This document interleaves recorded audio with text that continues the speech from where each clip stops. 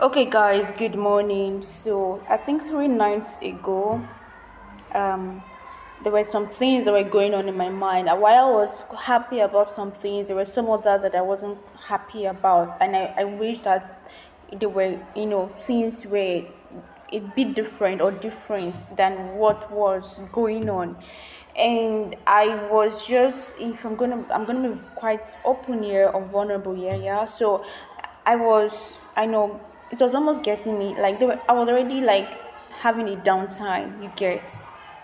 And then I immediately remembered a message about Thanksgiving, and I decided to change my approach rather than thinking about the things that were working right and the things that were not going, the way I wish or I want them to. I decided to thank God both for the good things, for the bad things, for the things that were working right, for the things that were not working right that I wish were different, all of those. Was thanking God for literally everything, even more, especially those things that, you know, I want them to be better. Those things that were really getting me sad. I was mentioning them and thanking God about them, and then um yesterday, the night breaking into yesterday, it was just so amazing that the scripture, my devotional scripture for that morning was First Thessalonians chapter 5, I think 16 to 18, where I say, rejoice always, pray without ceasing, and no matter what happens, give thanks to God. And it just made me to realize that I was on the right track. Like, I woke up the next morning and was feeling refreshed, I was feeling anew, I was feeling like different. Like, I had a whole lot of energy. Like, it was just different from before I slept. You get that.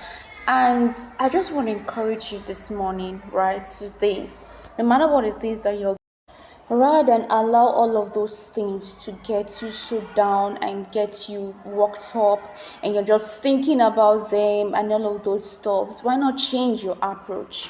You will feel better, you will be better, and in fact, it will put the devil in a disarray, because the devil is always trying to bring up things and do things that will make us, depressed, and kind of like feel as though like God is not doing enough, feel like God has not done so much, make us forget all the good things that He has done and focus on the things that are not working right, focus on the details that are going on or that had happened at some time in your life. That is the plan of that. But when instead of giving Him the satisfaction of seeing you depressed and seeing you crying and brooding and complaining to God, why not change your approach and begin to thank God?